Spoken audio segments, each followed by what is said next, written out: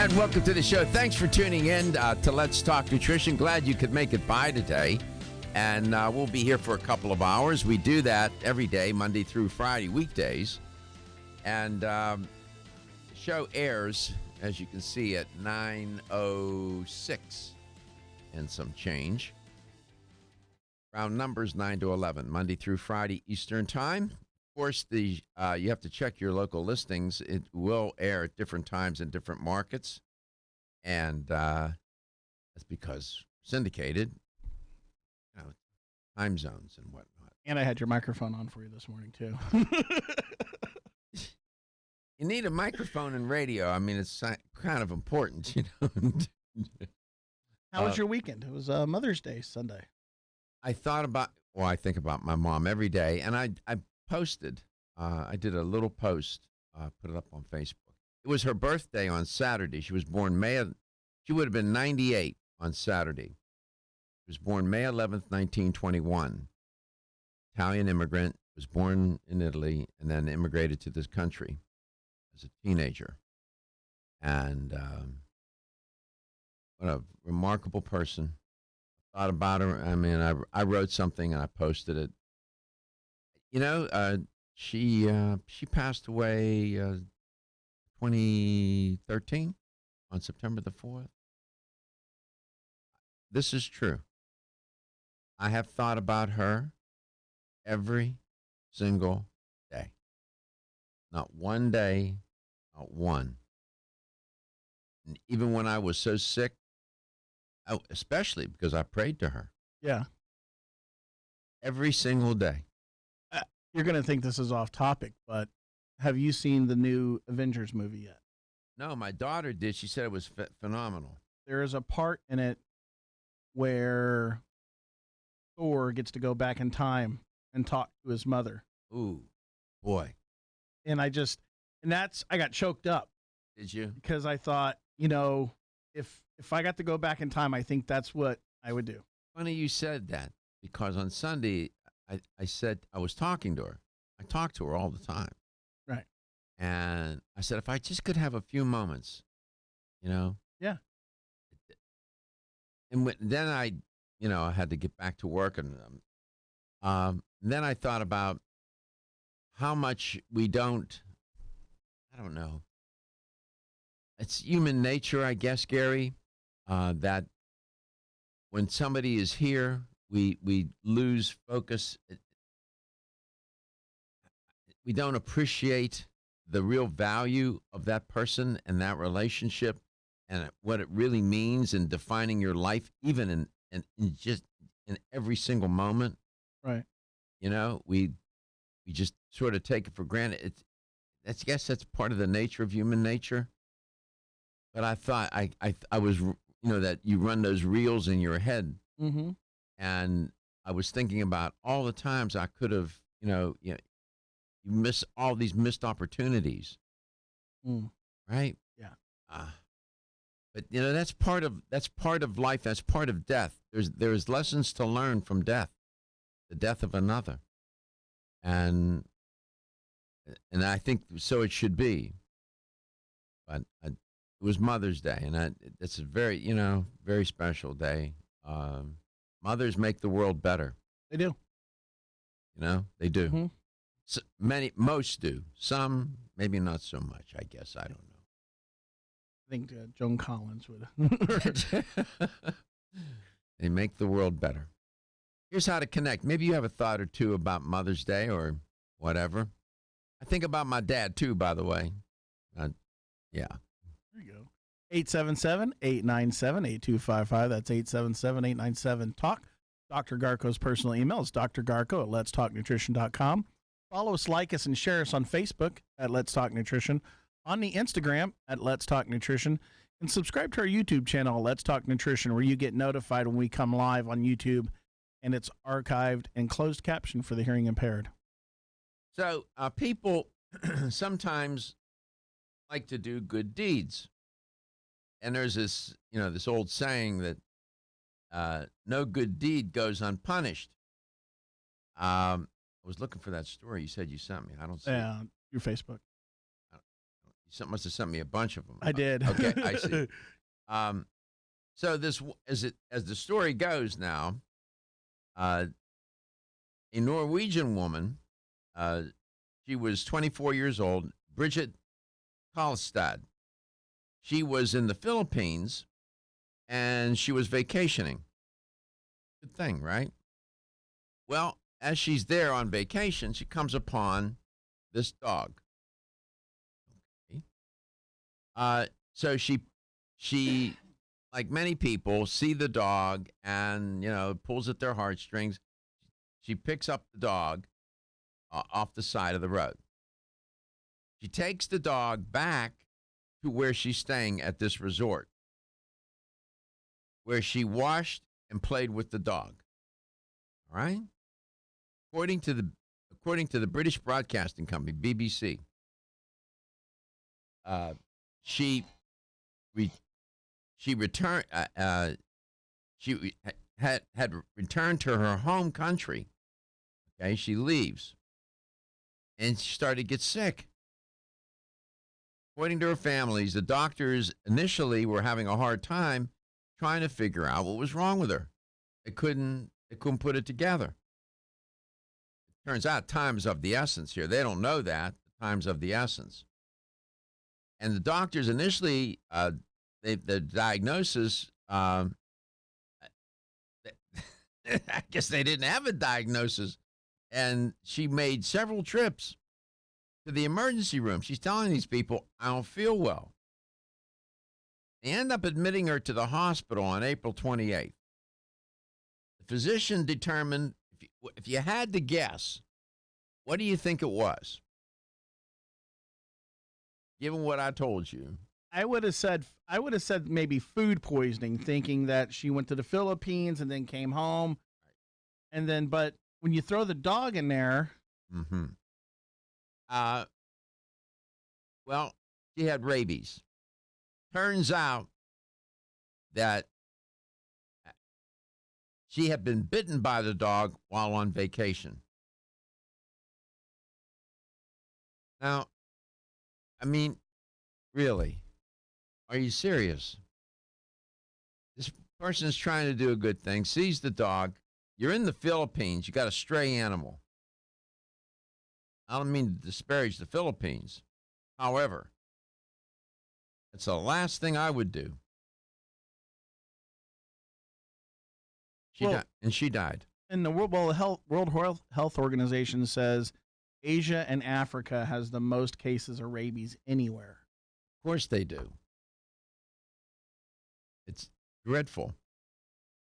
There was an incident when I was a boy in the neighborhood. A boy got bitten by a dog, contracted rabies. It was a big deal. A big deal. Nobody knew. He survived. And I don't know the treatment for rabies. I know back then it was pretty painful. But you're right. According to the World WHO, World Wrestling Association, I get my W's mixed up. Brother. The WHO, rabies virus is transmitted in saliva of the rabid animal. So the animal bites you. Generally enters the body via virus-laden saliva. The virus from a rabid animal and, the wound. The virus cannot infiltrate intact skin. 95%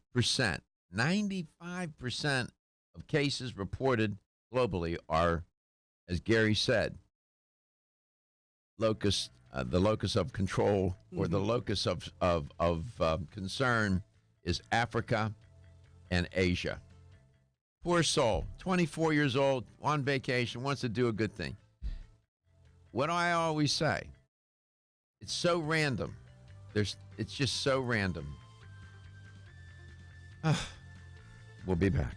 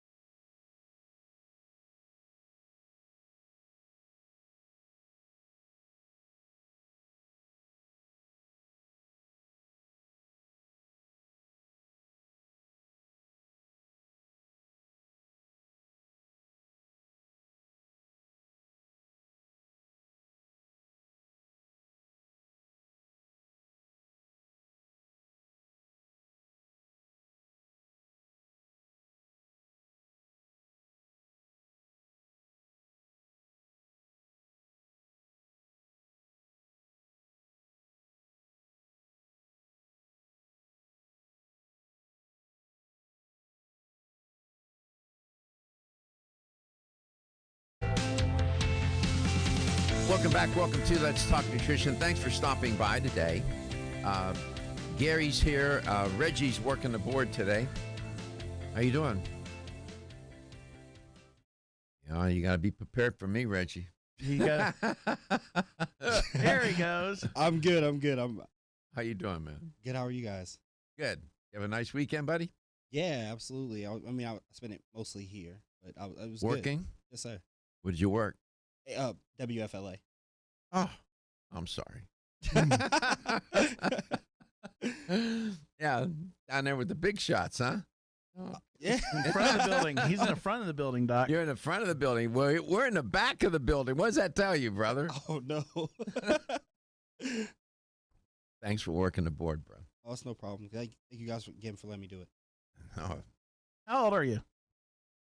28. really? Yes, sir. Wow. I got shoes older than you, bro. Wow.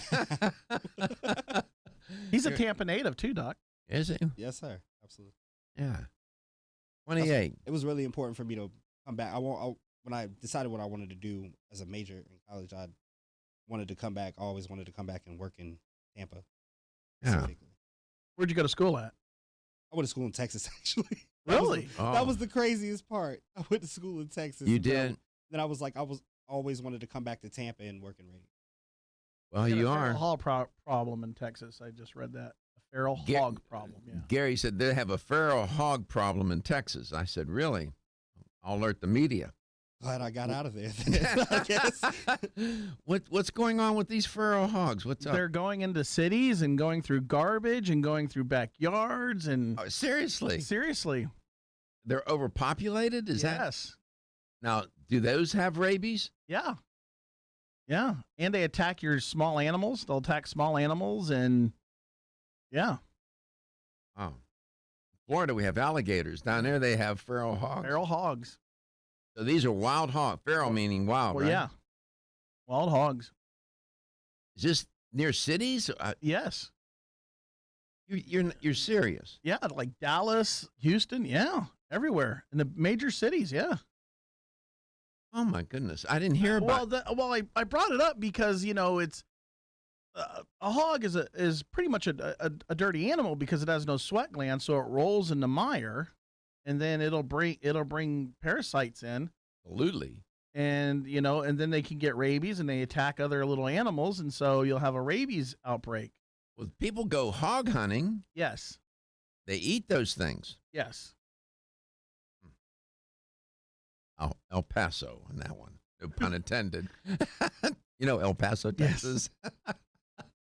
But we talk about that about proper eating and USDA inspection and stuff like that. And now did you see where they're saying do not wash your chicken?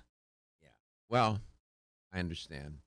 I am speaking about mired. I am mired in up to my ears in the literature on food safety these days. And I'll be doing more of that on the show, talking to you about that and how to make you better defended against the whole block coming up. If he hasn't called in at the bottom of the hour, I'll do a little tutorial on some hygiene strategies that you can think about in preparing your food.